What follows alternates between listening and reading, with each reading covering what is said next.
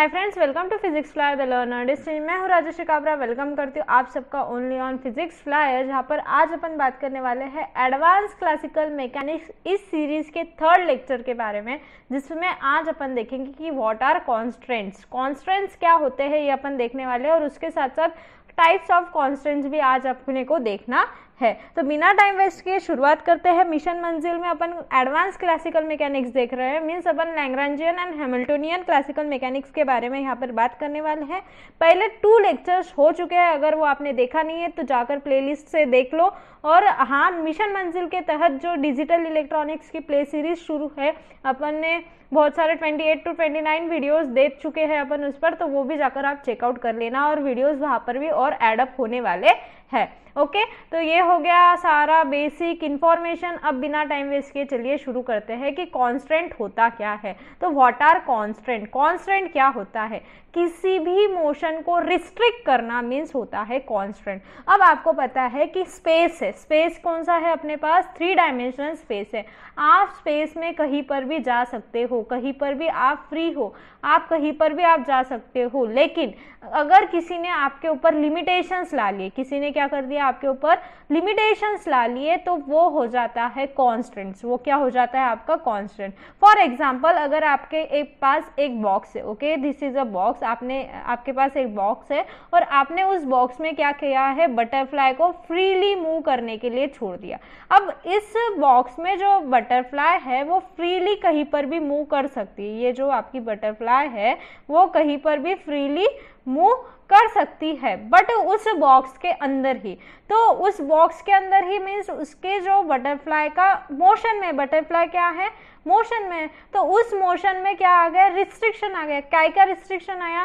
वो जो बॉक्स है उसकी जो लेंथ है, ब्रेथ है और हाइट है, तीनों भी जो है उस वजह से क्या हो गया, रिस्ट्रिक्शन आ गया। मतलब क्या कि वो जो बटरफ्लाई है हाइट में ए से ज़्यादा नहीं जा सकती है, लेंथ में बी से ज़्यादा नहीं जा सकती है, और विड्थ में सी से ज़्यादा नहीं जा सकती। मीन्स ए, बी और सी जो है उसकी क्या होगी, लिमिट हो गई, तो वो हो जाता है कांस्टेंट। फॉर एग्जांपल, अभी जो करंट सिचुएशन है उसके बारे में बात करती हूँ। देखो, अब लॉकडाउन जो है वो थोड़ा थोड़ा खुल रहा है कि नहीं खुल रहा है? खुल रहा है। तो आप कहीं पर भी जाकर फिर सकते हो क्या? नहीं फिर सकते। वहां पर क्या हो गया, कुछ ना कुछ आपके ऊपर रिस्ट्रिक्शंस आ गए। जैसे आप बोल सकते हो कि 4 मीन्स जो आपका मार्केट है वो 7 to 4 PM ही शुरू है, 7 AM to 4 PM शुरू है। उसके बाद में 4 PM के बाद में आप क्या हो, कहीं पर भी नहीं जा सकते। फॉर एग्जाम्पल, अगर सपोज टू भी आप हॉस्टल में हो, ओके, हॉस्टल में आप हॉस्टल के प्रीमाइसेस में आप कहीं पर भी जा सकते हो, बट लेकिन आप क्या कर सकते हो, नहीं कर सकते, हॉस्टल के बाहर नहीं जा सकते। तो जो हॉस्टल की लिमिट है, मतलब हॉस्टल गेट जो है वो आपकी क्या होगी, लिमिट होगी, उसके बाहर आप पैर नहीं दे सकते। तो वो क्या हो गया, आपकी लिमिट होगी। मतलब क्या कि आपके मोशन पर एक लिमिट लग गई, तो वो हो जाता है आपका कांस्टेंट। वो क्या हो जाता है आपका कांस्टेंट। समझ में आया? If the motion of A particle और अ सिस्टम, कोई भी पार्टिकल या फिर सिस्टम के मोशन पर कोई भी रिस्ट्रिक्शन आ जाता है, रिस्ट्रिक्शन 1 कंडीशन भी हो सकती है, 2 कंडीशन भी हो सकती है। जैसे 1 कंडीशन मीन्स, देखो, अब देखो यहाँ पर क्या बोला है कि फर्स्ट जो कंडीशन है वो क्या है कि मार्केट जो है 7 AM to 4 PM तक खुला रहेगा। और दूसरी कंडीशन क्या है, उसमें भी जो अति आवश्यक सेवा बोलते हैं अपन, कौन सी, अपना मेडिकल स्टोर हो गया, उसके बाद में फूड, जो फूड स्टफ है उसके लिए जो शॉप्स होती है वो हो गया, या फिर जो आपके लिए खेती के लिए यूज होते हैं वो फर्टिलाइजर शॉप्स होती है, वो क्या हो गए, अति आवश्यक में हो गई, है ना। मीन्स बहुत ज्यादा इंपॉर्टेंस में आ गई। तो उसके अलावा नहीं है, मीन्स फर्स्ट तो लग गई ये कंडीशन, और सेकंड कंडीशन जो क्या है कि जो अति आवश्यक है, जो बहुत ज्यादा यूजफुल है, बहुत ज्यादा काम की है, वही शॉप्स खुलेगी, तो वो हो गई आपकी सेकंड कंडीशन। तो एक भी कंडीशन हो सकती है, 2 भी कंडीशन हो सकती है, ओके, डिपेंड करेगा। तो 1 और मोर कंडीशन अगर आपके मोशन पर लगा दी जाए, then the number of independent way to move the particle freely is reduced. जो अब पार्टिकल सपोज टू बी एक पार्टिकल है जो इंडिपेंडेंटली कभी भी फ्री कर सकता सकता था, तो अब उसके मुंह पर क्या आ गया, रिडक्शन आ गया। मतलब देखो पहले आप थे, ओके दिस इज यू, और अगर आपको कहीं पर जाना है, कोई भी शॉप पर जाना है, तो वो आपके मर्जी पर है, आप कितने भी बजे वो शॉप पे, अगर कोई शॉप जो है वो 24/7 खुली है तो आप कभी भी जा सकते हो, रात को 2 बजे भी जा सकते हो, सुबह 1 बजे भी जा सकते हो, दोपहर में जा सकते हो, कभी भी आपके हिसाब से जा सकते थे कि नहीं जा सकते थे। लेकिन उसके ऊपर ये कंडीशन आ गई, तो उसके वजह से आपका जो फ्रीली मूव करने की पॉसिबिलिटीज है, उस इंडिपेंडेंटली मूव कर रहे हो, उसमें क्या हो गई, कमतरता आ गई, मतलब रिड्यूस हो गई। अगर अब आप जाके बताओ क्या करोगे, पुलिस वाले क्या करेंगे, फटके देंगे आपको, है ना, बात सही है कि नहीं। तो आप अब नहीं जा सकते, और आपके जो कुछ भी फ्रीली मूव करने का ये है, मतलब वे है, वो क्या हो गया, रिड्यूस हो गया, कम हो गया। समझ में आया। तो ये जो लिमिटेशन और रेस्ट्रिक्शन जो कुछ भी मोशन में लगा, उसी को आप बोलते हैं कांस्टेंट, उसी को क्या बोलते हैं, कांस्टेंट। और इस कांस्टेंट के वजह से जो कुछ भी आपको लिमिटेशंस लगे उसको बोलेंगे कांस्टेंट, और उस कांस्टेंट के ऊपर जो कुछ भी आपका मोशन होगा उसको आप बोलोगे कांस्टेंट मोशन, उसको क्या बोलोगे आप, कांस्टेंट मोशन। ओके, तो there are different type of constant motion, और डिफरेंट बेस पर है कांस्टेंट मोशन के टाइप जो है वो 3 अलग अलग डिफरेंट वेज पर किए जाते हैं, based on their formula, based on their dependency और बेस्ड ऑन अदर। सारे जो टाइप्स है वो क्लियरली देखेंगे। तो फर्स्टली अपन देखने वाले हैं कांस्टेंट के टाइप्स ऑफ कांस्टेंट। तो अपन ने ए बी सी ऐसे 3 डिफरेंट बेस पर कर दिया। अब देखो कांस्टेंट जो है वो मैथमेटिकल एक्सप्रेशन के ऊपर बेस्ड, उसके 2 टाइप्स है, एक है होलोनोमिक कांस्टेंट, दूसरा है नॉन होलोनोमिक कांस्टेंट। अब होलोनोमिक कांस्टेंट मीन ऐसा कांस्टेंट जिसका आप इक्वेशन में आप एक्सप्रेस कर पाते हो। एक तो कोई भी अगर आपके पास इक्वेशन है, जैसे x² + y² = r², ये एक इक्वेशन है, तो ये जो आपका इक्वेशन है वो आपने एक इक्वल्स टू में लिखा, और ये क्या है, आपकी कोई भी तो भी वैल्यू है, कांस्टेंट है, या फिर आप बोल सकते हो x² + y² = 0। तो अगर कोई मोशन का इक्वेशन आपको इस टाइप से मिल रहा है, कोई भी मोशन का इक्वेशन क्या है, इस टाइप से आपको मिल रहा है, तो उस कांस्टेंट को, उस टाइप के कांस्टेंट को क्या बोलोगे आप, होलोनोमिक कांस्टेंट बोलोगे। समझ में आया। अब नॉन होलोनोमिक कांस्टेंट मींस क्या, कि इक्वेशन जो है वो आपको एक प्रिसाइज वे में नहीं मिलेगा। प्रिसाइज वे में नहीं मिलेगा means suppose to be not equals to 0, और कोई भी एक कांस्टेंट वैल्यू a पकड़ लेते हैं। अब मैं क्या करती हूँ, आपको एक एग्जांपल लेकर समझाती हूँ कि नॉन होलोनोमिक कांस्टेंट और होलोनोमिक कांस्टेंट एग्जैक्टली होता क्या है। Suppose to be you have a thread, आपके पास क्या है, एक थ्रेड है जिसकी जो साइज है वो क्या है, एक L साइज है। ओके, अब इस थ्रेड को जो है एक आपने यहाँ पर बॉब लटका दिया। ओके, अब इस बॉब को आप क्या कर रहे हो, अब आपका जो कांस्टेंट है वो क्या हो गया, इसकी लेंथ। ओके, ये जो है वो बॉब को आप क्या कर रहे हो, इस सर्कुलर मोशन में क्या कर रहे हो, फिरा रहे हो। ओके, तो अब ये जो बॉब है वो सर्कुलर मोशन में फिर रहा है, तो ये जो मास है आपका वो कभी यहाँ होगा, उसके बाद में यहाँ होगा, उसके बाद में यहाँ होगा, उसके बाद में यहाँ होगा, यहाँ पर होगा, मतलब उसका मोशन है। बट इस बॉब का जो मोशन है वो L लेंथ की वजह से क्या होगा, ओनली इसके ऊपर ही होगा, मीन्स ओनली इस सर्कमफरेंस ऑफ द सर्कल पर ही वो जो बॉब है वो फिरने वाला है। मीन्स दैट बॉब का मोशन जो है वो क्या होगा, only that circumference of the circle होगा। तो इस पर जो है आप मोशन ऑफ सर्कल का फॉर्मूला लगाकर आप क्या कर सकते हो, एक एक्सप्रेशन में उसको लिख सकते हो। तो that type of constant is known as a holonomic constant. उस टाइप के कांस्टेंट को क्या बोलोगे आप, होलोनोमिक कांस्टेंट। अब नॉन होलोनोमिक कांस्टेंट के लिए मैंने जो आपको अभी एग्जांपल दिया था कि suppose you have a box, एक आपके पास बॉक्स है और उसके अंदर मैंने एक क्या कर दिया, एक पार्टिकल को फ्रीली मूव करने के लिए छोड़ दिया। अब इस बॉक्स में इस पार्टिकल को मूव करना है, बट यहाँ पर 3 कंडीशंस आ रही है। क्या, कि इस बॉक्स के बाहर वो नहीं जा सकता, इस बॉक्स के बाहर नहीं जा सकता मीन्स इसकी जो लेंथ है, ब्रेथ है और हाइट है वो क्या हो गई, फिक्स हो गई। हाँ, उसके अंदर वो कहीं भी फिर सकता है, मतलब वो कभी यहाँ पर इतने दूर हो सकता है, कभी यहाँ पर हो सकता है, कभी यहाँ पर हो सकता है, कभी यहाँ पर हो सकता है। मीन्स उस वैल्यू के, मतलब अगर A, B और C इसकी लेंथ, ब्रेथ और हाइट है, तो ये जो कुछ भी आपका X पार्टिकल है वो X पार्टिकल इसके ऊपर, मतलब इससे ज्यादा नहीं जा सकता। ये जो आपका X पार्टिकल है उसकी जो वैल्यू है वो रिस्ट्रिक्ट कर दी गई। तो ये जो है वो इक्वेशन में आपको मिला क्या, नहीं।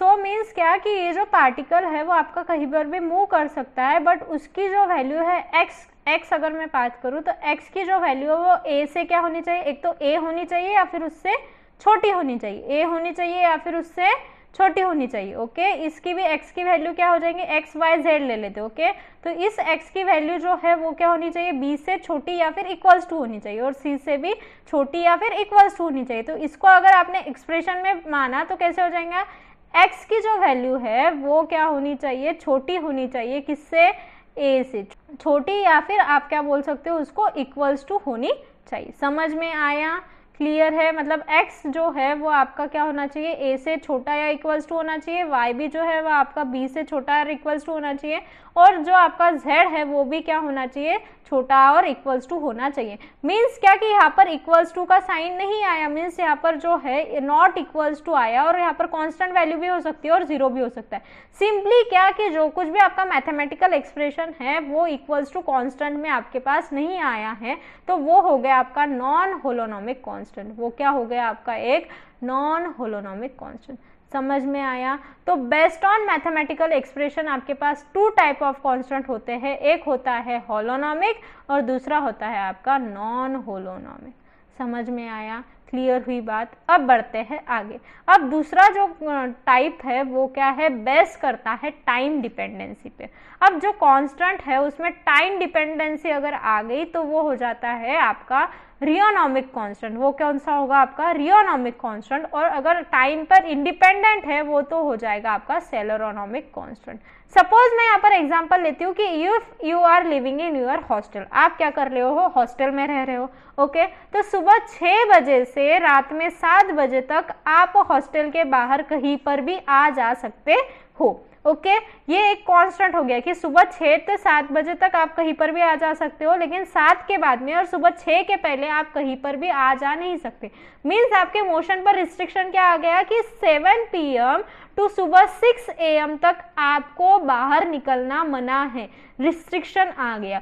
मीन्स ये टाइम पर डिपेंड हो गया। तो ऐसे कांस्टेंट को आप बोलोगे रियोनॉमिक कांस्टेंट। ऐसे कांस्टेंट को आप क्या बोलोगे, रियोनॉमिक कांस्टेंट। ओके, अब सेलेरोनॉमिक कांस्टेंट मीन्स, अब इसके ही अपोजिट एग्जांपल रहती हूँ कि if you are living in room, अगर आपने एक फ्लैट लिया है भाड़े से और 2 और 3 फ्रेंड्स जो मिलकर आप उस फ्लैट में रह रहे हो, तो आपको कोई भी रिस्ट्रिक्शन नहीं है। आप सुबह 2 बजे भी अगर आप निकले, सुबह 2 बजे भी आप बाहर निकले तो कोई प्रॉब्लम नहीं, 6 बजे भी निकले तो कोई प्रॉब्लम नहीं, रात में 10 बजे भी निकले तो कोई प्रॉब्लम नहीं, दोपहर में 1 बजे निकले, 2 बजे निकले, 3 बजे निकले, कोई भी प्रॉब्लम यहाँ पर नहीं है। मतलब क्या कि आपका जो कुछ भी कांस्टेंट है वो टाइम पर इंडिपेंडेंट है, मीन्स डिपेंडेंट नहीं है, तो उसको बोलोगे आप सेलेरोनॉमिक कांस्टेंट। उसी को क्या बोलोगे आप, सेलेरोनॉमिक कांस्टेंट।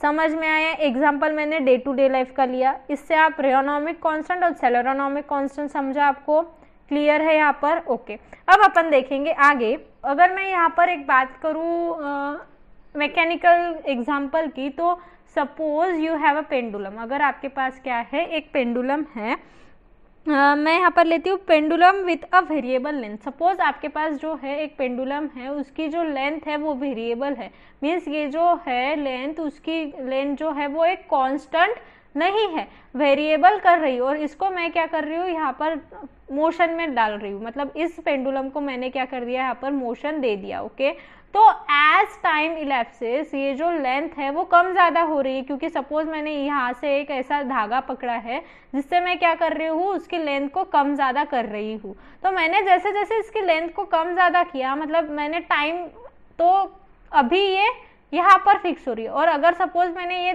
थ्रेड को इधर मैंने खींचा तो अब क्या हो जाएगा, ये जो बॉल है वो ऐसे करने लगेगा।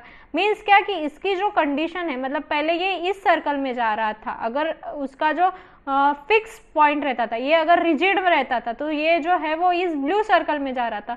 बट अब यहाँ पर जो ये थ्रेड है वो वेरिएबल होने की वजह से ये जो है वो ऐसे इधर चला गया है ना। मीन्स फिर यहाँ से हो सकता है कि वो इधर चला जाए, फिर इधर चला जाए। मीन्स क्या कि ये टाइम पर डिपेंड हो गई, ये क्या हो गया, टाइम पर डिपेंड हो गया। तो मीन्स दिस जो आपका एग्जाम्पल है वो क्या होगा, pendulum with a variable length. ये जो है एग्जाम्पल क्या हो जाएगा आपका, pendulum with a variable length वो होगा आपका रियोनॉमिक कांस्टेंट का। और pendulum with a rigid support, एक रिजिड सपोर्ट का अगर पेंडुलम है, ये जो है लेंथ L वो फिक्स रहने वाली है, तो इसका कितना भी मोशन आपने कभी भी मोशन किया, कितने भी टाइम पे मोशन किया, तो अगर मैंने अभी मोशन किया इस लेंथ का L से अभी मोशन किया या फिर 10 घंटे बाद भी मोशन किया, तो ये L ही रहने वाला है, उसका मोशन वही रहने वाला है। मीन्स कोई भी टाइम पर डिपेंडेंसी नहीं आएंगी, तो वो हो जाएगा आपका सेलेरोनॉमिक कांस्टेंट। तो यहाँ पर मैं एग्जांपल क्या लिखोगे आप, pendulum with a rigid body. यहाँ पर रियोनॉमिक कांस्टेंट को आप क्या लिखोगे, pendulum with a variable. Okay, आप यहाँ पर क्या लिखोगे एग्जाम्पल में आप लिखोगे pendulum with variable length. Okay, pendulum with your what, variable length लिखोगे। ओके, और फिर यहाँ पर जो है सेलेरोनॉमिक कांस्टेंट में आप क्या लिखोगे, सेलेरोनॉमिक कांस्टेंट में आप लिखोगे pendulum with rigid support. Rigid support means कोई भी वहां पर चेंजेस नहीं आने वाले उसके लेंथ में, है ना, रिजिड बॉडी से उसको सपोर्ट किए वाला है, तो रिजिड सपोर्ट। समझ में आई बात। यहाँ पर अपन ने दो चीजें देखी, बेस्ड ऑन टाइम डिपेंडेंसी देख लिया और बेस्ड ऑन मैथमेटिकल एक्सप्रेशन देख लिया। बेस्ड ऑन एनर्जी जो है आपके टू टाइप्स के कांस्टेंट किए गए हैं, first is your conservative constant और दूसरा है आपका डिसिपेटिव कांस्टेंट।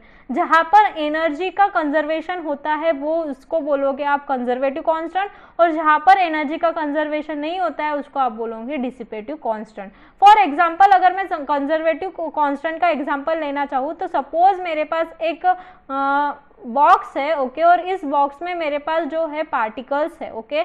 अब इस पार्टिकल्स की कुछ ना कुछ एनर्जी होगी और इस पार्टिकल की मतलब इस बॉक्स की जो एनर्जी है वो बाहर आ भी नहीं सक रही है और अंदर जा भी नहीं सक रही है। मीन्स इस बॉक्स में जो कुछ भी पार्टिकल है उसकी जो एनर्जी है वो कंजर्व होगी, और इस टाइम में जब आपका कांस्टेंट लगेगा तब उसको आप बोलोगे कंजर्वेटिव कांस्टेंट। समझ में आया। If in the constant motion energy remains conserve, अगर कोई भी कांस्टेंट, अब देखो ये जो बॉक्स है वो आपका एक शील्ड से पैक है जिसके वजह से आपकी एनर्जी बाहर नहीं जा रही है और अंदर भी नहीं आ रही है, बट ये जो पार्टिकल है वो फ्रीली इस यहाँ पर कहीं पर भी फिर सकते हैं, तो इसमें एक कांस्टेंट भी आ गया। कांस्टेंट क्या आ गया कि इसको एक लिमिट आ गई, है ना, लिमिटेशन लग गया, मतलब कांस्टेंट आ गया, और इसमें क्या हो रहा है, एनर्जी बाहर जा भी नहीं रही है आ भी नहीं रही है, मीन्स यहाँ पर जो है एनर्जी कंजर्व हो रही है, तो इसको आप बोलोगे कंजर्वेटिव कांस्टेंट। समझ में आया। अब डिसिपेटिव कांस्टेंट का एग्जांपल होता है एक डिफॉर्मेशन बॉडी,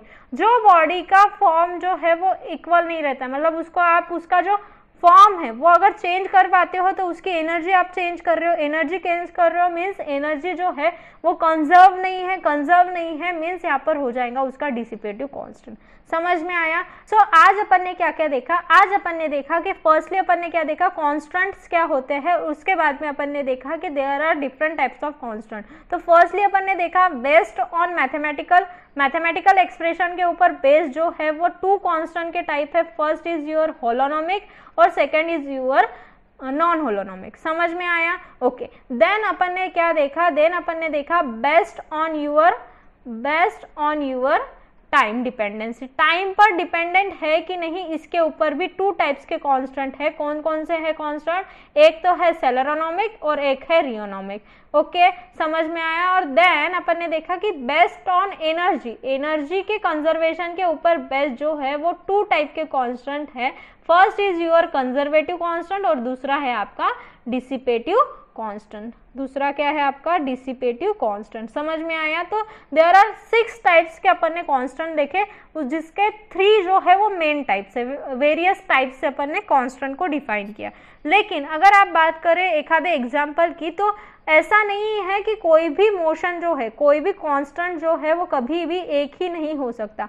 कोई मोशन जो है, जैसे मैंने अभी बात की थी आपको एक बॉक्स की, तो उस बॉक्स में जो पार्टिकल है वो फ्रीली कहीं पर भी मूव कर रहा है, बट उसकी एनर्जी बाहर नहीं जा रही है और अंदर भी नहीं आ रही है, तो दैट मीन्स उसका एक्सप्रेशन आप नहीं, तो एनर्जी बाहर नहीं जा रही है अंदर नहीं आ रही, दैट मीन्स वो क्या है डिसिपेटिव कांस्टेंट है। क्या है, डिसिपेटिव कांस्टेंट है। ओके, दूसरी बात, अब देखो ये जो है बॉक्स जो है उसके रिस्ट्रिक्शन में आ गया, तो इसका जो इक्वेशन है वो आप नहीं लिख सकते हो equals to, not equals to में इक्वेशन आएगा, मतलब एक तो लेस देन और इसमें आएगा, तो उसको आप बोल सकते हो नॉन होलोनोमिक कांस्टेंट। तो ये जो एग्जांपल है वो डिसिपेटिव एंड नॉन होलोनोमिक दोनों का साथ में एग्जांपल हो सकता है।